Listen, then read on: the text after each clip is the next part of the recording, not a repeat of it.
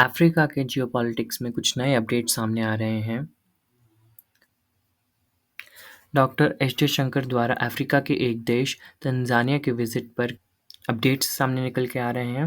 उन सभी चीज़ों पर चर्चा करते हैं। उससे पहले आपका सचेतनता चैनल में स्वागत है। मैं आपका दोस्त अरमान। पहले तंजानिया के विषय में देख लेते हैं, जिस विषय में पूरे वीडियो में हम चर्चा करने वाले हैं। इस अफ्रीकन कॉन्टिनेंट में इक्वेटर के पास आप तंजानिया देख रहे हैं और तंजानिया के पास एक छोटे से आइलैंड ज़ांज़ीबार देख रहे हैं, जो कि तंजानिया का ही हिस्सा है, परंतु ज़ांज़ीबार में उनकी एक अलग cabinet, head of the state, judiciary and legislative अलग फंक्शन करती है।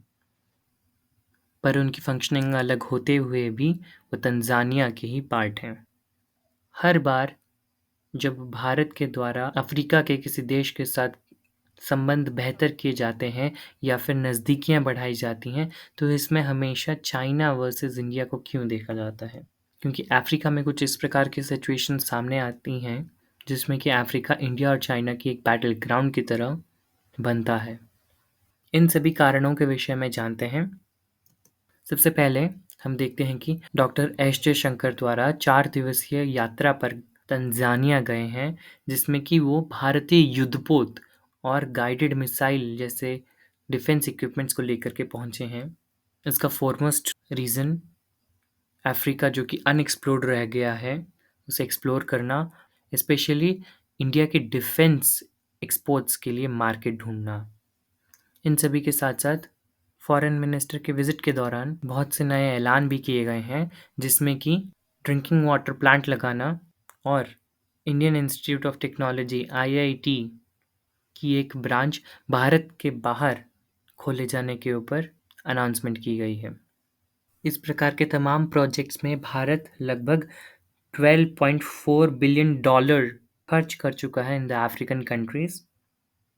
डॉक्टर एस जयशंकर ने इस विजिट के दौरान चाइना को इनडायरेक्टली टारगेट करते हुए डेब्ट ट्रैप डिप्लोमेसी को क्रिटिसाइज किया और कहा कि अफ्रीका के साथ जो डेवलपिंग पार्टनरशिप है, that must be truly based on the needs and the priorities end of equal partnership.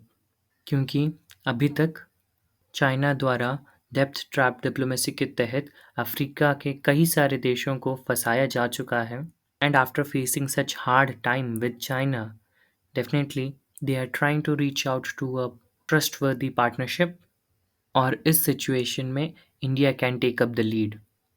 But अगर हम चाइना की बात करें तो चाइना की पॉलिसी ट्रैप डिप्लोमेसी जैसी एग्रेसिव पॉलिसीज़ क्यों रही हैं? इसका सीधा और सबसे बड़ा कारण जो निकल के आता है कि चाइना का मैन्युफैक्चरिंग हब होना, क्योंकि अफ्रीका में बहुत सा ऐसा पोटेंशियल है जो कि चाइना ग्रैब कर सकता है टू ग्रो मोर। तो अगर हम अफ्रीका के पोटेंशियल की बात करें, या आप अफ्रीका में नॉर्थ साइड में जो ग्रे एरिया में डिजर्टेड एरिया देख रहे हैं, उसके नीचे आप ग्रीन एरिया में सब अफ्रीकन रीजन को देखते हैं। क्रोमियम एंड प्लैटिनम के आप वर्ल्ड के 90% ऑफ द रिजर्व्स देखते हैं। 40% of the total world's gold reserve, cobalt and uranium के लार्जेस्ट रिजर्व्स, इसके साथ अफ्रीका में डायमंड के रिजर्व्स वर्ल्ड में सबसे लार्जेस्ट हैं।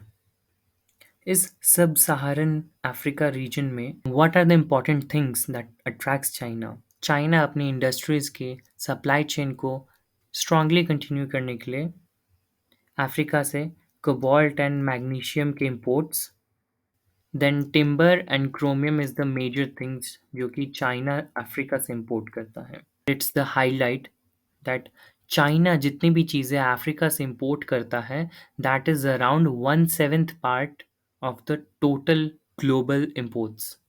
That's why this import amount is definitely huge. And उन कंट्रीज के साथ रिलेशन बनाने के लिए चाइना के द्वारा लोन डिप्लोमेसी यूज़ की जाती है, जो कि डेब्ट ट्रैप के कारण कंट्रीज को फोर्स करके इंपोर्ट्स को लेता है। But still from India side Africa is totally unexplored.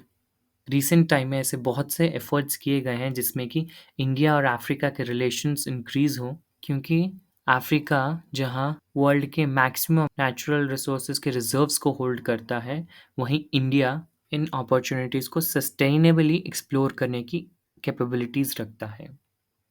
आगे ये देखना इंटरेस्टिंग होगा कि चाइना और इंडिया के द्वारा और क्या क्या स्टेप्स लिए जाते हैं ताकि वो अफ्रीकन कंट्रीज़ की अपने और खींच सकें एंड अपनी मैन्युफैक्चरिंग पावर को बूस्ट कर सकें। आप इस वीडियो के बारे में क्या सोचते हैं? Do tell me in the comment section. इस वीडियो के लिए इतना ही। आपका सचेतनता चैनल में आने के लिए धन्यवाद। See you in the next video. Thank you.